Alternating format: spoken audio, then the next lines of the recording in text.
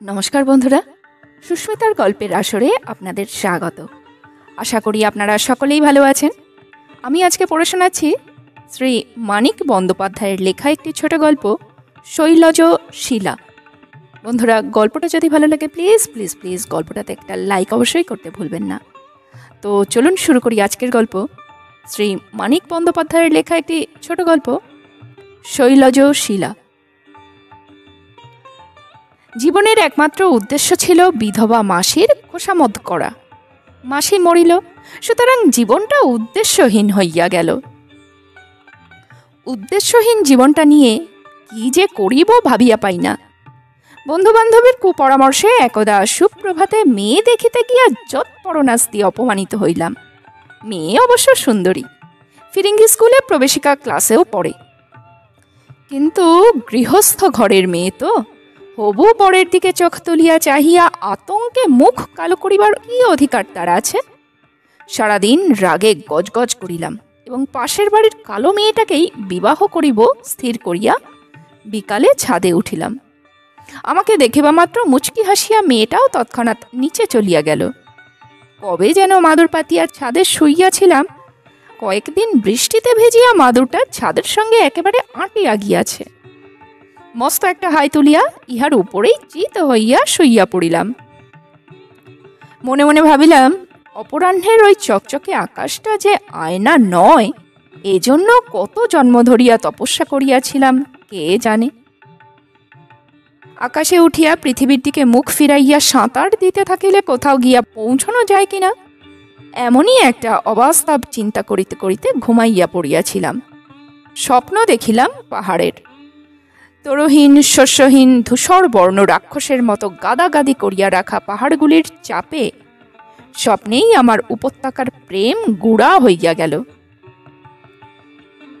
3 দিন বাদে পিঠে বোঁচকা বাঁধিয়া চলিয়া গেলাম দার্জিলিং এবং একদা টাইগার হিলের সূর্যোদয় দেখিতে গিয়া সূর্যের উদ্দেশ্যে কয়েকদিনের জন্য বাহির হইয়া পড়িলাম।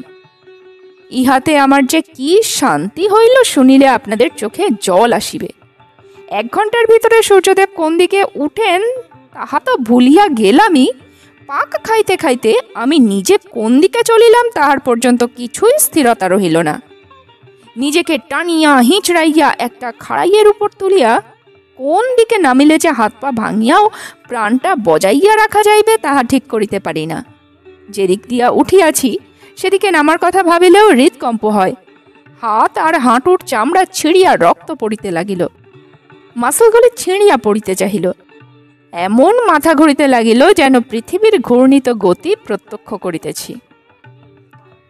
অবশেষে একবার যখন হাত ফসকাইয়া 20 ফিট আন্দাজ গড়াইয়া একটা গাছের গুড়িতে আটকাইয়া গেলাম, তখন আর উঠিবার চেষ্টা মাত্র না করিয়া মনে মনে বলিলাম, থাক, যথেষ্ট হইয়াছে। সেইখানেই শুইয়া শুইয়া পকেট হইতে বিস্কুটের গুঁড়া বাহির করিয়া মুখে পড়িতে লাগিলাম এবং চারিদিকে চাহিয়া প্রাকৃতিক দৃশ্যগুলি উপভোগ করিতে আরম্ভ করিলাম। ভাবিলাম, একেবারে শুকনা শিলার গায়ে এই গাছটা গজানো না জানি কোনো নিষ্ঠুর দেবতার কীর্তি। ওই তো তলা দেখা যাইতেছে। গড়াইয়া পড়িলেই হইতো জীবনের উদ্দেশ্যটা, তাহা হইলে কিছু কিছু বোঝা যাইত নিশ্চয়। ঘণ্টাখানেক ঝিমাইবার পর উঠিবার চেষ্টা করিলাম। কোনো মতে গাছটা ধরিয়া উঠিয়া দাঁড়াইয়া উপরের দিকে চাহিয়া স্পষ্ট বুঝিলাম, নিজের ইচ্ছায় যেটুকু নামি নাই, শত ইচ্ছা করিলেও সেইটুকু আর উঠিতে পারিব না। নানাবিধ কসরতের সাহায্যে 2 ঘন্টা মধ্যে নিচে নামিয়া পড়িলাম। সোজা হইয়া দাঁড়াইয়া দেখি, চমৎকার, 30 গজ তফাতে পাহাড়ি উনুনে একটা ভাতের হাঁড়ি চাপানো রহিয়াছে এবং নিকটে যে রাঁধুনি বসিয়া আছেন তিনি নিঃসন্দেহে বাঙালি ভদ্রলোক। মাতালের মতো হেলিয়া দুলিয়া নিকটে গেলাম। প্রশ্ন করিলাম, আপনি এখানে? ভদ্রলোকের মুখ আমশির মতো শুকাইয়া গেল। বলিলেন, আগে আপনাকে তো চিনলাম না ঠিক। হাসিয়া বলিলাম, এইখানেই জীবন কাটিয়েছেন নাকি? মানুষ দেখেননি কখনো? আমি আপনার মতোই মানুষ। এত জায়গা থাকতে এখানে এসে ভাত রাঁধছেন কেন, তাই জিজ্ঞাসা করছি। খিদে পেয়েছে। খিদে পাবার জন্য বুঝি এখানে শুভাগমন করেছেন? ভদ্রলোক বিব্রত হইয়া বলিলেন, আমার বড় বিপদ মশাই। সে আমারও বলিয়া বসিলাম। নিকটবর্তী গুহাটায় চোখ পড়িল উনানের ধোঁয়া হইতে আত্মরক্ষা করিতে গিয়া। বাবা, এই যে দেখছি গুহা, আপনি ওখানে তপস্যা করেন নাকি? 50 অর্ধে বনং ব্রজেত করেছেন? আগে না, বিপদ তো ওইখানেই। শুনিয়া ভদ্রলোকের আপত্তি সম্পূর্ণ উপেক্ষা করিয়া গুহায় উঁকি মারিলাম। একটি যুবতী মেয়ে মাদুরে শুইয়া বেদনায় কাতরাইতেছে। ভরকাইয়া লোকটির কাছে ফিরিয়া গিয়া চাপা গলায় বলিলাম, এই যে বিষম কাণ্ড মশাই। আগে হ্যাঁ, ওর ছেলে হচ্ছে। হচ্ছে নাকি বলিয়া আমি প্রকাণ্ড একটা হাঁ করিয়া ফেলিলাম, এবং বহুক্ষণ অবধি সেই হাঁ বন্ধ করিতে খেয়াল হইল না। যত দুর্গম পথ দিয়াই আমি আসিয়া থাকি, এখানে আসিবার একটা সুগম পথও আছে দেখা গেল। এই পথ দিয়া প্রত্যহ দুবেলা 5-6 মাইল চড়াই উতরাই ভাঙিয়া নানাবিধ প্রয়োজনীয় দ্রব্য আদি সংগ্রহ করিয়া আনিবার ভারটা আমার উপরেই পড়িল। ভদ্রলোকটি দেখিলাম বেজায় কুড়ে দুবেলা রান্না করে খান, আর গুহা মুখে মস্ত পাথরে ঠেস দিয়া চুপচাপ আকাশ পাতাল ভাবেন, একেবারেই অকর্মণ্য। গুহা আলো করা একটি মেয়েই হইয়াছে, ট্যাঁ ট্যাঁ করিয়া কাঁদে, চুকচুক করিয়া দুধ খায়, আর চোখ বুঝিয়া ঘুমায়। আমি চাহিয়া দেখি আর তারিফ করি। বলি, লোকজন ডেকে এবার লোকালয়ে নেবার ব্যবস্থা করা যাক, কি বলেন মশাই? লোক ডাকার কথা শুনিলে লোকটা কেমন কাঁদো কাঁদো হইয়া যায়। শহরে ইহাদের বিপদের কথা প্রচার করিব বলিলে একেবারে কাঁদিয়া ফেলে। স্ত্রী তো 24 ঘন্টার ভিতরে 10 ঘন্টা কাঁদিয়াই কাটায়। ভিতরে কিছু গোলমাল আছে বুঝিতে পারি। মেয়েটার চুল পাড় শাড়ি আর সিঁদুরহীন সিঁথি দেখিয়া সন্দেহ আরো দৃঢ় হয়।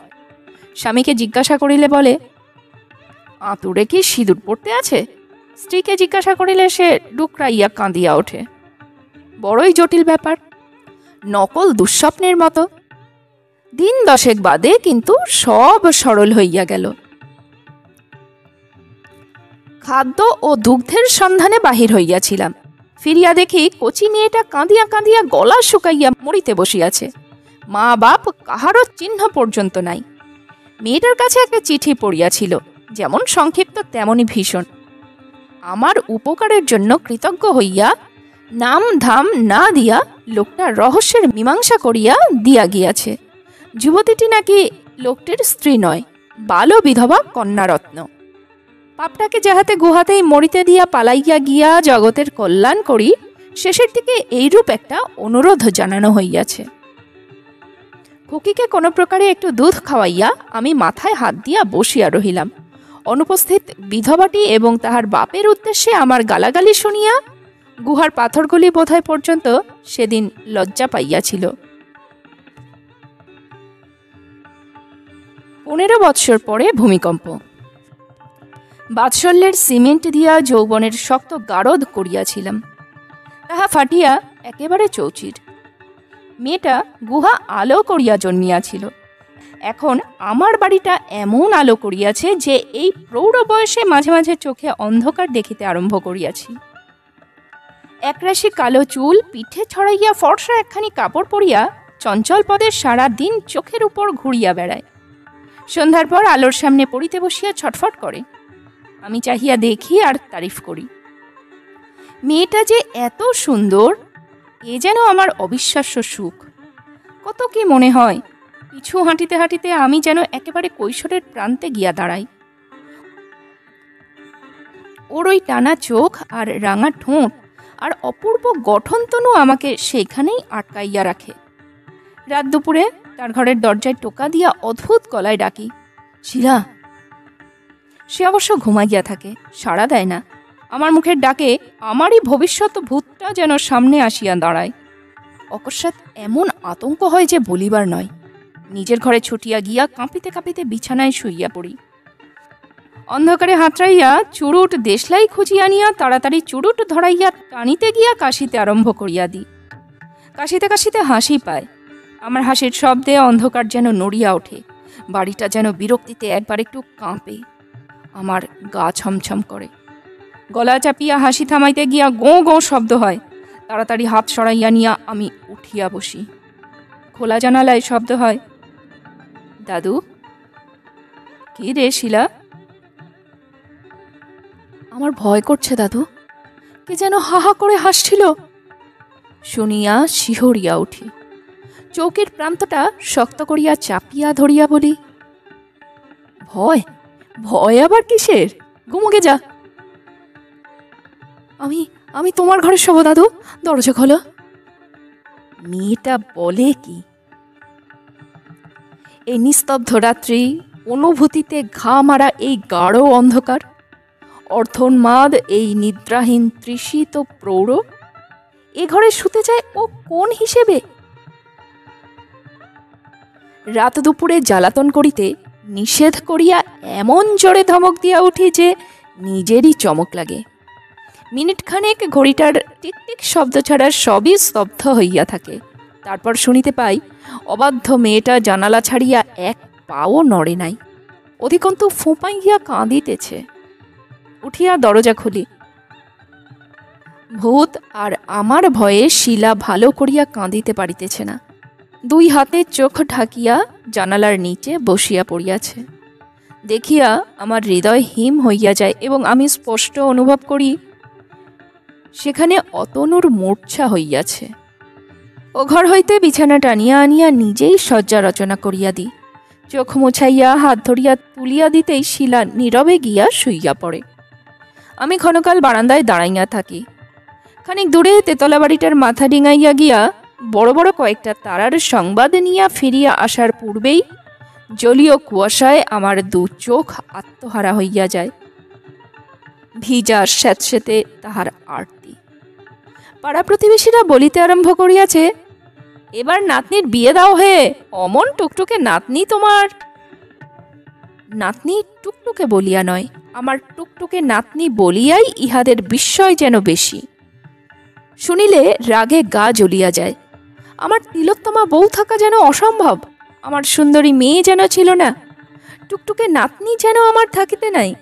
বলি, আমার নাতনির বিয়ের ভাবনা আমিই ভেবে উঠতে পারবো মিত্তির মশাই। সান্যাল বলে, তা অত ভাবাভাবির দরকারই বা কি? তুমি নিজেই বিয়ে করে ফেলো না হে। 45 বছর বয়সে এমন শক্ত সমর্থ দাদু, নাতনি তোমার বর্তে যাবে। খুশি হইয়া সান্যালের পিঠ চাপড়াইয়া বলি, তা মন্দ বলনি সান্যাল, আমিও মাঝে মাঝে ওই কথাই ভাবি, একটা বেরসিক ছোড়ার হাতে ওকে তুলে দিতে আমার একটুও ইচ্ছে নেই। ইহাদের ভিতর চাটুজ্জের লোকটা অতি বদ, বলে, না না, এ ঠাট্টার কথা নয়, মেয়েটি ডাগর হয়েছে, এবার বিয়ে দেওয়া কর্তব্য। আমাদের এই ভূপেনের সঙ্গে সম্বন্ধ করো না। ভূপেন ছোড়া পাড়ার হৃদয় ডাক্তারের পুত্র এবং পাড়ার মধ্যে বোধ করি সবচেয়ে সুপাত্র। অন্দরে ঢুকিতে দিই না, তবু নিত্য আমাদের এই আড্ডায় হাজির হয়। বোধ হয় পান জল দিবার জন্য শিলা যে বাহিরে আসে, সেই সময় তাহাকে দেখিবার লোভে। চাটুজ্জের কথায় ছোঁড়ার মুখ লাল হইয়া উঠিয়াছে দেখিয়া মনে মনে স্থির করিয়া ফেলি এবং এবার হইতে পান জল দিবার বরাতটা চাকরের উপরেই থাকিবে। মুখুজ্জে চাটুজ্জে অপেক্ষাও পাঁজি। স্মিত মুখে ভূপেনের দিকে চাহিয়া বলে, বড় ভালো ছেলে, বড় ভালো ছেলে, পাড়ার সবগুলি ছেলে এরকম হলে। ঠিক এমন সময় পান নিয়া ঘরে ঢুকিয়া শিলা প্রশংসাগুলি সব শোনে। ইচ্ছে হয় মেয়েটাকে অন্দরে ছুড়িয়া দিয়া লাঠি নিয়া সকলকে মোড় পর্যন্ত তাড়াইয়া নিয়া যাই, আর ভূপেনের মাথায় বসাইয়া দিই সেই লাঠি। পুলিশের হাত এড়াইতে শিলাকে নিয়া তাহার সেই আতুর ঘরের গুহাতে চিরকালের জন্য লুকাইয়া থাকি। সেই অপরিসর গুহায় ঘেঁষাঘেঁষি করিয়া রাত কাটানোর সমর্থন পাইলে আমি কি না করিতে পারি। সকলকে বিদায় দিয়া ভিতরে গিয়াই শিলাকে বলি, বিয়ে করবি শিলা? সে মাথা নাড়িয়া বলে, না দাদু, আমি বিয়ে করব না। তবে কি করবি? তোমার কাছেই থাকবো। তা থাকিস, কিন্তু চিরকাল নাতনি হয়েই থাকবি, বউ হয়ে থাক না। দূর ছোট লোক বলিয়া সে হাসে। তাহার মুখ হইতে যে দৃষ্টি সরাইতে পারি না, তাহা এমনই মুখর যে চক্ষু মার্জনার ছলে ঢাকিয়া দিতে হয়। আফসোস করিয়া মরি যে কোন মহৎ উদ্দেশ্য নিয়া ওর দাদু হইয়া স্নেহ শিখাইয়াছি, স্বামী হইয়া প্রেম শিখাই নাই। আজ তাহা হইলে চিন্তাটা বড় জটিল। আমার স্নেহের পুত্তলি আমাকে এমনভাবে ঠকাইবে, কে তাহা ভাবিতে পারিয়াছিল। ইচ্ছে হয় জন্মের কাহিনী শুনাইয়া মেয়েটাকে ভাঙিয়া দিই, উহার মুখের নিষ্পাপ সরলতা ঘুচিয়া গিয়া আমার পথ পরিষ্কার হোক। মার কথা শুনবি শিলা? বলো দাদু। আমি বলিতে আরম্ভ করি গুহার আবছা আলোয় শিলার জন্মকথা, কিন্তু যতবারই বলি আসল বক্তব্যটা গোপন থাকিয়া যায়। শেষ করি একটা মিথ্যা বলিয়া, অযত্নে অচিকিৎসায় ঠান্ডায় না দেখা মার শোচনীয় মৃত্যু কাহিনী শুনিয়া শিলার চোখ দিয়া জল পড়ে। নিঃশ্বাস ফেলিয়া ভাবি, বদমাইশ তো কোনোদিন ছিলাম না, পারিব কেন? অন্যায় করিবার অক্ষমতার আত্মপ্রসাদ জন্মে। যথালাভ মনে করিয়া তাহাতেই খুশি থাকিতে চেষ্টা করি, কিন্তু পারিলাম। শিলাকে চুম্বন করিবার মতো অবস্থাটা কিছুকালের মধ্যেই সৃষ্ট হইয়া গেল। কেমন করিয়া গেল তাহা এত বেশি সূক্ষ্ম যে ভাষায় মোটা ইঙ্গিতের সংক্ষেপে প্রকাশ করিবার দুঃখে কলম ছুঁড়িয়া ফেলিতে ইচ্ছা হইতেছে। শিলার বয়স আর 15 নাই, 16 হইয়াছে। কিছুকাল হইতে দেখিতেছি সে গম্ভীর হইয়া উঠিতেছে, কিন্তু কি এক না জানা ভয়ে চোখ দুটি চঞ্চল, মুখ যেন বর্ষণহীন শ্রাবণের আকাশ, ক্রমাগতই কালো কালো মেঘ ভাসিয়া যাইতেছে। সকালবেলা আমি টাকা পয়সার হিসাব নিয়ে ব্যস্ত থাকি। মুখ তুলিতেই দেখি একটা অদ্ভুত বিষণ্ণ মুখভঙ্গি করিয়া সে আমার দিকে এক দৃষ্টে চাহিয়া আছে। আমাকে চাহিতে দেখিয়া সরিয়া যায়। আমার হিসাব যায় গুলাইয়া। ডাকি, শিলা শোন। আমি ডাকিলেই শিলা দুর্দার ছুটিয়া আসিত। এখন এমন মন্থর গতিতে আসে যেন পদে পদে পদে পদে পা বাঁধিয়া যাইতেছে। খানিক তফাতে থাকিয়া বলে, কি দাদু, কাছে আয়। শিলা কাছে আসে না, আসিতে থাকে। নাগালের মধ্যে আসিলেই খপাত করিয়া তাহার হাত ধরিয়া পাশে বসাইয়া দিই। বলি, তুই বড় লক্ষ্মী মেয়ে শিলা। শিলা একটু জোর করিয়া হাসে। বলি, তুই আমাকে ভালোবাসিস শিলা? পরম আশ্বস্ত হইয়া সে তৎক্ষণাৎ বলে, বাসি দাদু, ঘামাচি মেরে দেব বুঝি? সুতরাং ওইখানেই থামিতে হয়, যদিও সে থামার অর্থ নেপথ্যে অগ্রসর হওয়া। বলি, ঘামাচি কই রে, আমার আর ঘামাচি হয় না। দুবেলা কত সাবান মাখি তা জানিস? খিলখিল করিয়া হাসিয়া শিলা বাঁচে, এবং ইহার পর কয়দিন ধরিয়া সে আবার আগের মতো হাসি খুশি হইয়া কাটায়। এই পরিবর্তন কিন্তু সাময়িক পরিবর্তনটাকে তাহার নিকটেও স্পষ্টতর করিয়া তোলে। তাহার শঙ্কা সংকোচহীন জীবন প্রবাহ আবার অবাধে বহিতেছে দেখিয়া আমিও এদিকে ঝিমাইয়া পড়ি। হাই তুলিয়া মোড়ামুড়ি দিয়া ও মেয়েটার নারীত্ব যে আবার ঘুমাইয়া পড়ে, ইহা আমার ভালো লাগে না। আবার আমার অজস্র সূক্ষ্ম ইঙ্গিতের পীড়ন চলে। হাসি খুশি মিলাইয়া গিয়া তাহার কপল হয় পাণ্ডুর, চোখ করে ছলছল। এমনিভাবে দিন যায়। অবশেষে একদিন বর্ষা ব্যাকুল দ্বীপ্রহরে আমার এই পুরু তামাকের ধোঁয়ায় বিবর্ণ ঠোঁট দিয়া শিলার হাসি খুশি চিরকালের জন্য মুছিয়া নিলাম। মনে করিয়াছিলাম ঘুমাইয়া আছে, কিন্তু দেখিলাম ধরা পড়িয়া গিয়াছি। কি দাদু, বলিয়া ধর্মড় করিয়া উঠিয়া বসিল। কত কথাই বলিতে পারিতাম। দাদামশাই নাতনির ঠোঁট চুম্বন করিয়াছে, ইহার কত সঙ্গত ব্যাখ্যাই ছিল। চুম্বন যে লাভ রাইটের সভ্য সংস্করণ, একথা আজও যে জানে না, 2-4টা সস্নেহ বাণী বলিয়া কত সহজে তাহাকে ভোলানো যাইত। কিন্তু সেসব কিছু না করিয়া আমি দিলাম ছুট। ছুটিয়া রাস্তায় পড়িয়া হনহন করিয়া পুরা 2 মাইল হাঁটিয়া থামিলাম। পথের ধারে একটা নির্জন গাছতলায় দাঁড়াইয়া ভাবিতে লাগিলাম, আর কত ঘন্টা পরে বাড়ি ফেরা চলিবে। হঠাৎ খেয়াল হইল, একটা শীর্ণকায় বৃদ্ধ ভদ্রলোক 2 হাতের ভিতরে আসিয়া তীক্ষ্ণ দৃষ্টিতে আমার মুখের ভিতরে কি যেন খুঁজিতেছে। ভালো করিয়া নজর করিতে চিনিলাম। আপনি যে এখনো বেঁচে আছেন দেখছি। বলি, এবারও বিপদ নাকি? এ কিন্তু লোকালয় মশাই। আগে আগে বিপদ নয়, সে বেঁচে আছে। বলুন, সে বেঁচে আছে? সে বেঁচে আছে? মাথা নাড়িয়া শূন্যে তুড়ি দিয়া বলিলাম, বাঁচে কি? আপনিই বলুন। মৃত্যুই যে পৃথিবীতে একমাত্র সত্য। আপনি বেঁচে আছি, এটাই আশ্চর্য। ওখানে বসবেন না মশাই। লোকটা মাথায় হাত দিয়া পথেই বসিতে যাইতেছিল।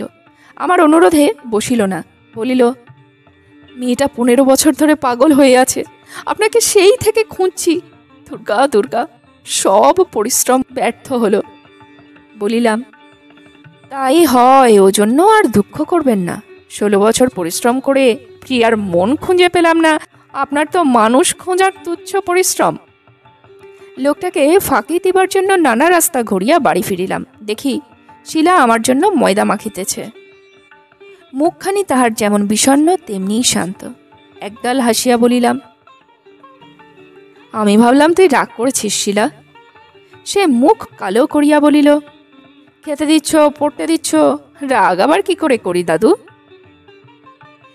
আপনারা শুনিলেন, খাইতে পড়িতে দিই বলিয়া আমি যেন কত জোর খাটাই। জোর খাটাইতে পারিলে আমার ভাবনা কি ছিল বলুন তো? উপরে গিয়া শুইয়া পড়িলাম। আধ ঘন্টা পরে ক্ষুধার তাগাদায় শিলাকে তাগাদা দিতে নিচে নামিয়া দেখি সে তখনও লুচি ভাজিতেছে, আর সলজ্জে অদূরে দাঁড়ানো ভূপেনের প্রশ্নের জবাব দিতেছে। আমি বাড়ি না থাকিলে আমাকে ডাকিতে আসিয়া ছোঁড়া সদর হইতে শিলার সঙ্গে 2-4 মিনিট কথা কহিয়া যায়, সম্প্রতি ইহা জানিতে পারিয়াছিলাম। কিন্তু এই যে একেবারে অন্দরে চড়াও হওয়া! আমাকে দেখিয়া দুইজনে খাসা লজ্জা পাইল। আমতা আমতা করিয়া ভূপেন বলিল, আপনার সঙ্গে একটা কথা ছিল দাদু। তা আমাকে ডাকলেই হতো বলিয়া শটান বৈঠকখানায় চলিয়া গেলাম। এমন স্পষ্ট ইঙ্গিত কি ছোঁড়া বুঝিতে চায়? হাঁক দিয়া বাহিরে ডাকিয়া আনিলাম, তবে শিলার সঙ্গে তার গল্প ফুরাইল। বেহায়া! কি কথা বলতে চাও শুনি, চটপট বলো। মুখ লাল করিয়া কোনো মতে কথাটা বলিতেই চটিয়া উঠিলাম। বটে, তা বিয়ে করে ওকে খাওয়াবে কি শুনি? MA ডিগ্রির ডিপ্লোমা খানা? ছোঁড়া যে ইতিমধ্যে 350 টাকার চাকরি বাগাইয়া আঁটঘাট বাঁধিয়া আসিয়াছে, আমি কি সে সংবাদ রাখি? প্রথমটা বেশ ভড়কাইয়া গেলাম, কিন্তু মুহূর্তে সামলাইয়া নিয়া বলিলাম, তা হোক, তোমার সঙ্গে আমি ওর বিয়ে দেব না। কেন দাদু? সে কৈফিয়ত আমি তোমাকে দেব কেন হে বাপু? বাধা আছে, এইটুকু শুনে রাখো। বলিয়া আমি ফের রাগে আগুন হইয়া উঠিলাম। 3-4 মধ্যে ব্যবস্থা করিয়া শিলাকে বলিলাম, তল্পি বাঁধ শিলা, এখানকার বাস তুলতে হলো।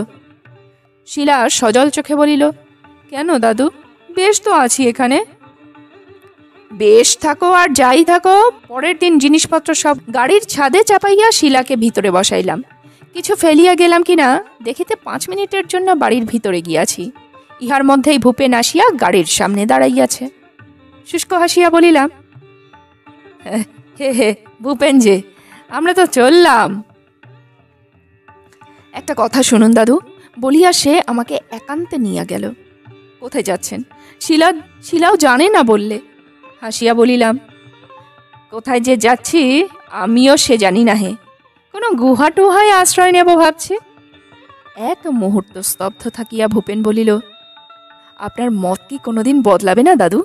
এ বিয়ে না হলে আপনার নাতনিও অসুখী হবে। গম্ভীর হইয়া বলিলাম, দেখো বাপু কবি, তোমায় একটা সৎ উপদেশ দিই, শুধু কাব্যচর্চা করে জীবনটা মাটি করো না। জীবনে আরো ঢের বড় বড় সাধারণ সুযোগ আছে। বলিয়া গাড়িতে উঠিয়া পড়িলাম। আমার সামনেই শিলা যতক্ষণ দেখা গেল, ভূপেনের দিকে এক দৃষ্টে চাহিয়া রহিল। হে পাঠক, হে পাঠিকা, কৈফিয়ত আমি দেব না, শুধু কয়েকটা কথা বলি। শিলাকে নিয়া আমি যে আদি কাব্য রচনা করিতে চাই, ত্যাগের কাব্য তাহার চেয়ে বড়, এ কথা মানা আমার পক্ষে আত্মপ্রবঞ্চনা। ভূপেনের হাতে শিলাকে সঁপিয়া দিয়া আমি শূন্য ঘরে বুক চাপড়াইলে আপনারা খুশি হন, কিন্তু তাহাতে আমার লাভ কি? কেনই বা আমি শিলাকে ছাড়ব? বিলাইয়া দিবার জন্য এত কষ্টে আমি ওকে মানুষ করি নাই? গুহায় ফেলিয়া আসিলে ও বাঁচিত না। আমি ওর প্রাণ রক্ষা করিয়াছি। আমার চেয়ে ভূপেনের অধিকার কেমন করিয়া বেশি, আপনারাই ন্যায় বিচার করিবেন।